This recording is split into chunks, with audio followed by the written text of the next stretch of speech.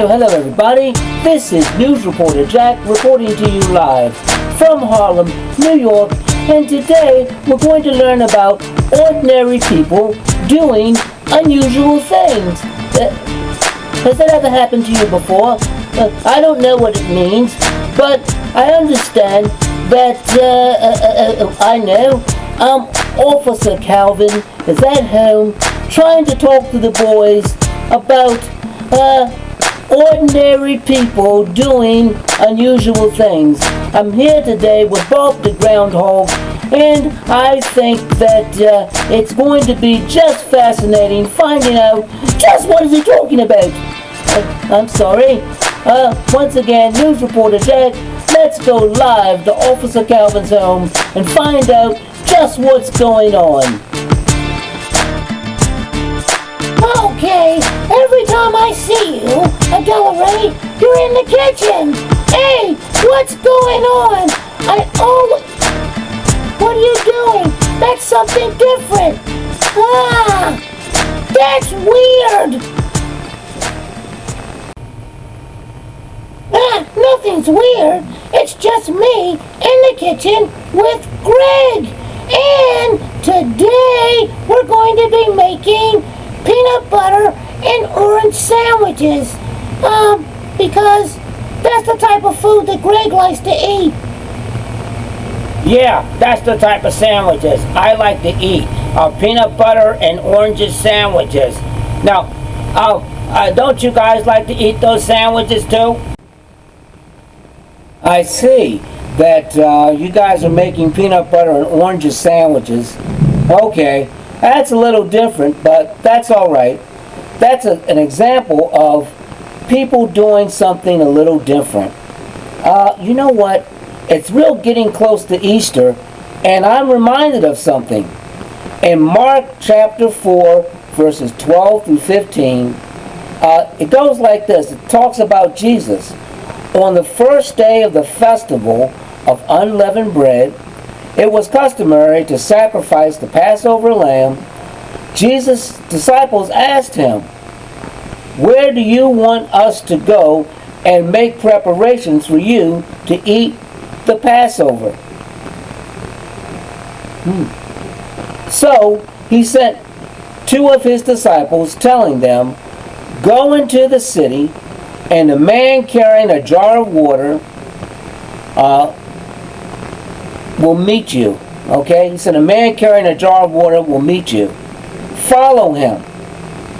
Say to the owner of the house that he enters, the teacher asks, 'Where is my guest room where I may eat the Passover with my disciples?' He will show you a large room, furnished and ready. Make preparations for us there." So, you have a question, Calvin?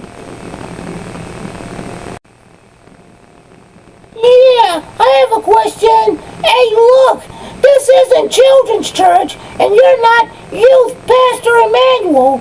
Why are you telling us about Easter? Oh, I just remembered. It's just coming up. Go ahead, Dad. You can talk about Easter. Well, why is everybody looking at me? What did I do? Well, you're right, Calvin. Easter is coming up, and I just wanted to tell you that story about someone doing something unusual, and here's the unusual thing. Jesus asked, he wanted his disciples to go prepare a place for him to celebrate Passover. The disciples asked for directions to celebrate Passover before Jews were set free, and this was something happened. Now, Passover is a time when the Jews would celebrate that God set them free from slavery. Okay? And the angel of death would pass over their house when there was a blood from a lamb that was on their doorpost. Okay?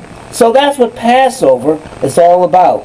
It's to celebrate that time when the angel of death visited the house of Egypt or the Egyptians, but did not visit the Jews because they put the blood of the lamb on their doorposts and the death passed them over. Okay? Now, what was unusual was when Jesus asked them to go find them a place, he said for them to follow a man carrying a jar of water. This was unusual for a man back at that time to carry a jar of water because this task was relegated to women and not to men. So this was an ordinary man doing something very unusual. Just like you're making peanut butter and orange sandwiches. Well, I don't know how tasty that is, and I don't want to find out. So, anyway, this man who was doing something unusual had a divine appointment, and that was to show Jesus' disciples where Jesus would eat his last Passover meal. So, that's what I wanted to tell you. God can place us in a position where we can do something that's unusual, but it's a divine purpose. You know what? Did you guys miss the after-school program? I understand that basketball practice is going to be starting pretty soon. Yeah, I know. You know what? It's always something at the school. Now, we're learning about slavery, and it's always the white guys or the bad people. I'd like to hear something once where the white guys are the good people. Yeah, wouldn't you like to hear that, Marvin? I'm just wondering, did the white people ever do something good during that time? I'd like to know. Well, okay. Yeah, I'm here in the gym waiting for everybody, but this is Mr. Antonio, and I heard Ari's question. Now I want to answer that by saying that, yeah, white people did a lot to help African Americans become free from slavery. They did a whole lot. And we have to understand that if we look at people overall in history, they're good people and they're bad people. And we have that all throughout history. And just to let you know that slavery in the United States was no different. We had our good share of good people and our share of bad people. Now, I want to talk about the abolitionist movement. The abolitionist movement was an organization organized to end the practice of slavery in the United States. The first leaders of the campaign, which took place from 1830 to 1870, mimicked the same tactics British abolitionists used to end slavery in Great Britain in the 1830s.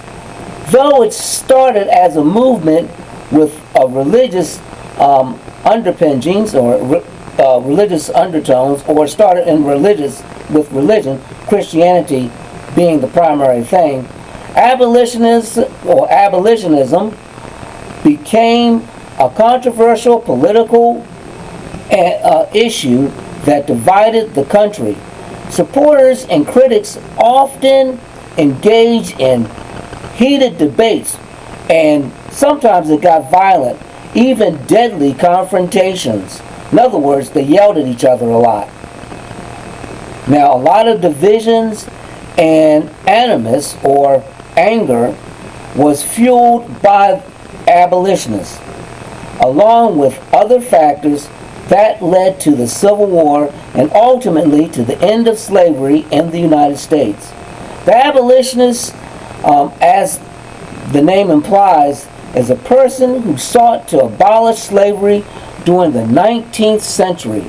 More specifically, these individuals sought the immediate and full emancipation of all enslaved people. The early abolitionists, were white people, and they were pretty good people. They were religious, and some of them were very prominent leaders in the movement of trying to end slavery. Also, there were black men and women which they helped to escape from the bonds of slavery. The abolitionists saw slavery as an abomination and an affliction on the United States, making it their goal to end slave ownership. They sent petitions to Congress, ran for political office, and also they upended or they tried to stop people in the South with anti-slavery literature. They tried to hand out leaflets about being against slavery. Their staunch activists wanted to abolish slavery completely, which differed from the idea of other groups like the Free Soil Party, which opposed expansion of slavery into the U.S. territories and newly formed state of Kansas. The abolitionist movement was led by ordinary people doing something unusual. They risked their lives to help enslaved people to obtain their freedom. Some were former slaves, such as Harriet Tubman, Frederick Douglass, and others were people like William Still, Elijah Anderson. They helped hundreds of slaves escape to freedom through the Underground Railroad. The abolitionist movement was dangerous for ordinary people, and even though there was a danger, there were people that took the risk. Whites and African Americans helped hundreds escape from slavery and become free. Just as Jesus asked his disciples to find an ordinary man doing something unusual, God has an assignment for us to do something, just out of the ordinary, but people might find it unusual. And what I mean by that is that God has an assignment for all of us. Now, let's get back to the abolitionists. They risked their lives to help their fellow man obtain freedom. The abolitionist movement was dangerous, but people were willing to help others escape from the evil system of forced labor. And slavery was an evil system, make no doubt about it. And just like during the Passover, God made a way for people to escape from the clutches of slavery. So, that's what it was all about. Now, I got to get ready for these kids to come in here and play basketball today. Hope they get in here real soon.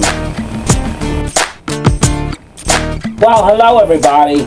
This is Greg the Monster. And I just want you to know that God wants us to use us as ordinary people to do unusual things.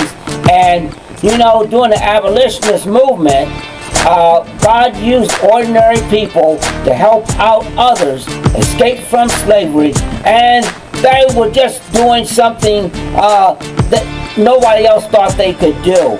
And just like God wanted to use them, He wants to use you too.